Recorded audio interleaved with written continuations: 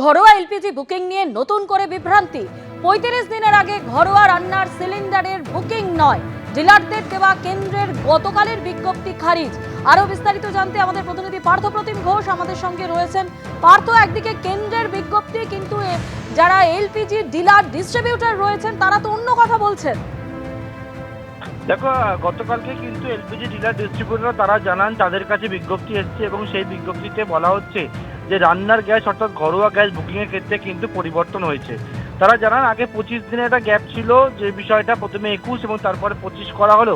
গতকাল দুপুরের পর থেকে সিদ্ধান্ত গ্রহণ করা হয়েছে সেই যাদের বাড়িতে ডাবল সিলিন্ডার রয়েছে, ডাবল বটল রয়েছে, তারা কিন্তু রান্নার গ্যাস বুকিংয়ের ক্ষেত্রে সেটা 25 থেকে বাড়িয়ে 35 দিন করা হয়েছে এবং যাদের সিঙ্গেল সিলিন্ডার রয়েছে তাদের ক্ষেত্রে কিন্তু 25 দিন রয়েছে। অন্যদিকে উজ্জ্বলা গ্যাস প্রকল্প, সেক্ষেত্রে রান্নার গ্যাসের যেটা বুকিং সেটা 45 দিন করা হয়েছে।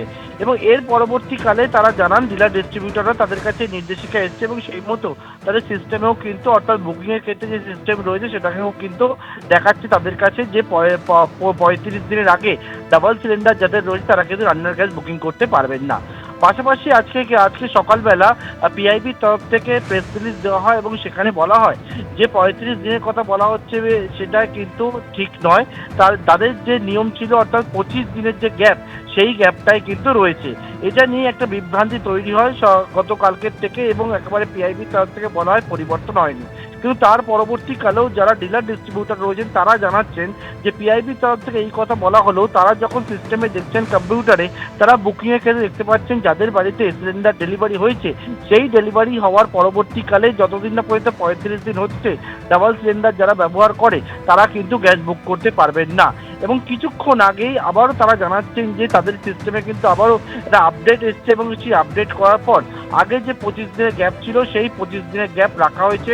অর্থাৎ এই 25-35 নিয়ে গতকালকের থেকে একটা যে বিতর্ক তৈরি হয়েছিল এবং একটা আজকে পিআইবি যে বিষয়টা বলছেন গতকালকে কিন্তু ডিলার ডিস্ট্রিবিউটররা তারা জানাচ্ছেন তাদের সিস্টেমে অন্য বিষয় দেখাচ্ছে এবং কিছুক্ষণ আগে যে নিয়মটা ছিল অর্থাৎ 35 নয় 25 দিনের গ্যাপেই কিন্তু এই যাদের বাড়িতে ডাবল সিলিন্ডার রয়েছে তারা বুক করতে পারবে, সেইটা কিন্তু আপডেট হয়েছে এবং তারা এখন কিছুক্ষণ আগে দেখতে পাচ্ছেন যে 25 দিনের আগে যে গ্যাপটা ছিল পরিবর্তন হওয়ার আগে সেটাই কিন্তু রয়েছে। কিছুক্ষণ আগেই সেই পরিবর্তন হয়েছে বলে আমাদের সঙ্গে থাকো। আর এই নিয়ে কেন্দ্র কি দাবি করছে তা আপনাদের সামনে রাখবো। কেন্দ্রের তরফে দাবি করা হচ্ছে एलपीजी নিয়ে কোথাও কোনো সংকট নেই। एलपीजी के संबंध में यहाँ पर भी कोई डिस्ट्रीब्यूटरशिप पर कोई ड्राई आउट नहीं है। ऑनलाइन बुकिंग अच्छी है, लगभग 92%। पैनिक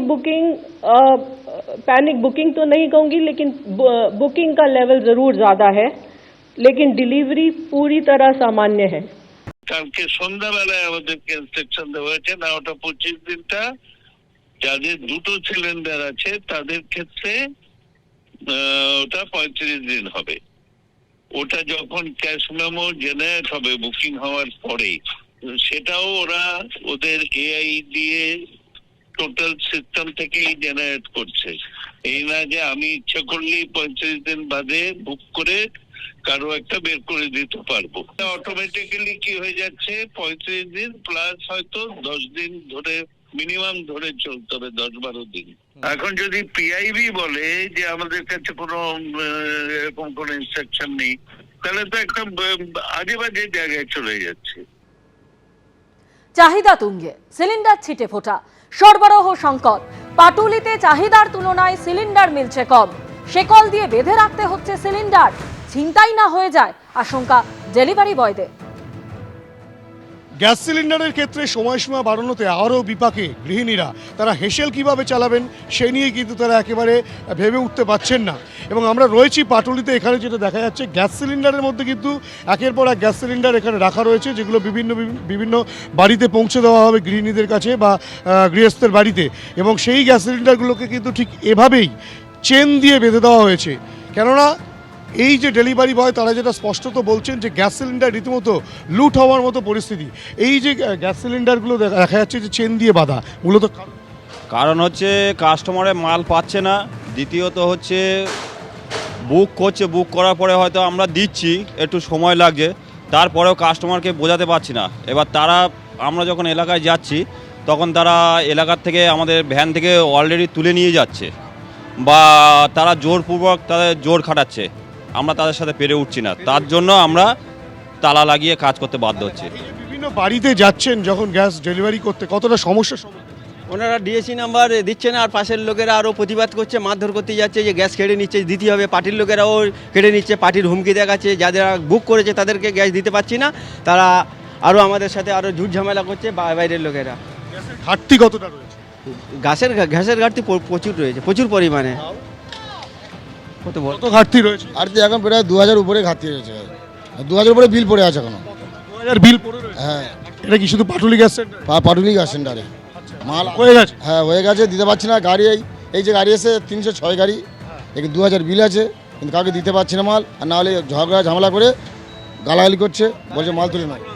সমস্যা আপনারা এরকম করে আমরা কাজ করতে পারবো না, ছেড়ে দেবো। বুঝতেই পারছো যে এক্ষেত্রে কিন্তু ডেলিভারি বয়রা তারা যেটা বলছেন যে সংখ্যক গ্যাস বুক করা হচ্ছে সেই সংখ্যক গ্যাস কিন্তু দিতে পারছে না। এবং যে চিত্র দেখাবো, তুমি দেখতেই পাচ্ছ একটি গাড়ি এসছে, যেই গাড়ি থেকে কিন্তু আনলোড করা হচ্ছে, এবং সেক্ষেত্রে কিন্তু যে সমস্যা, গ্যাস সিলিন্ডারের যে সমস্যা, সেই সমস্যা এতটাই যে রীতিমতো এখান থেকে যখন গ্যাস সিলিন্ডার বিভিন্ন বাড়ি বাড়ি পৌঁছে দেওয়ার জন্য ভ্যানে তোলা হচ্ছে, সেই ভ্যানে কিন্তু গ্যাস সিলিন্ডারের মধ্যে চেন লাগিয়ে তালা দিয়ে দেওয়া হচ্ছে যাতে গ্যাস সিলিন্ডার লুট না হয়ে যায়। কেননা ইতিমধ্যেই তুমি জানো যে 25 দিনের আগে সিঙ্গেল গ্যাস সিলিন্ডার বুক করা যাবে না, এবং কেন্দ্রীয় সরকারের নতুন নির্দেশিকা যে 35 দিনের আগে ডবল সিলিন্ডার থাকলে তা কিন্তু বুক করা যাবে না। স্বাভাবিকভাবেই এই পরিস্থিতি থেকে কবে স্বাভাবিক ছন্দে ফিরে আসবে তা কিন্তু গৃহস্থদের অজানা, এবং কপালে চিন্তার ভাঁজ যে আগামী দিন তাদের হেঁসেল চলবে কিভাবে। ক্যামেরায় অভিজিৎ দত্তের সঙ্গে হিন্দোল দে, এবিপি আনন্দ, কলকাতা। আর এদিকে রাজারহাটে চরম সমস্যায় অটো চালকরা পড়েছেন গ্যাস না মেলায়।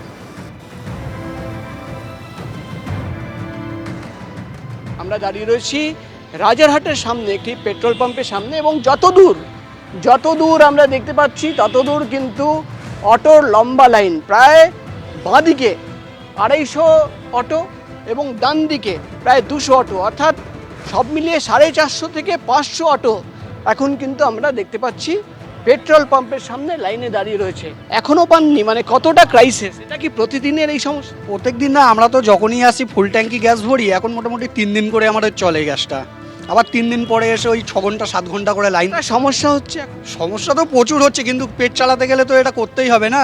অটো ওই একদিন করে দুদিন করে চালানো হচ্ছে, আর একদিন করে লাইনে, একদিন করে পুরো লাইনে চলে যাচ্ছে দাঁড়িয়ে। মানে একদিন লাইনে দাঁড়িয়ে গ্যাস নেওয়া, তারপর দুদিন চলছে, দুদিনের পরে আবার লাইনে দাঁড়াচ্ছি।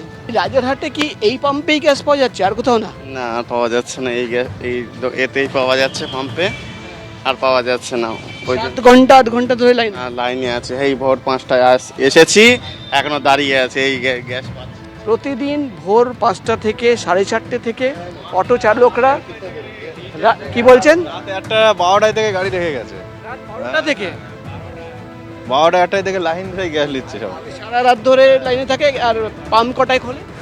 পাম্প 6টায়। মাঝরাত থেকেই লাইন পড়ে যায়, এবং সারা রাত ধরে লাইনে তারা থাকেন, এবং ভোরবেলা যখন 6টার পর পাম্প খোলে তারপর তারা গ্যাস নিয়ে যান। অর্থাৎ এইভাবেই চরম দুর্ভোগ। অটো চালকরা তারা যেটা বলছেন যে পুরো একদিন 7 ঘন্টা 8 ঘন্টা গ্যাস নিতে লাগে, এবং সেই গ্যাস নেওয়ার পর 2 দিন তারা অটো চালান। অর্থাৎ এইভাবেই এখন কিন্তু তাদের দিন কাটছে, অর্থাৎ চরম দুর্ভোগ। এবং আগামী দিনে কি হবে সেটাও কিন্তু তারা বুঝতে পারছেন না। ক্যামেরায় প্রবীরদের সঙ্গে প্রকাশ সিনহা, এবিপি আনন্দ, রাজারহাট। এবিপি আনন্দ, এগিয়ে থাকে, এগিয়ে রাখে।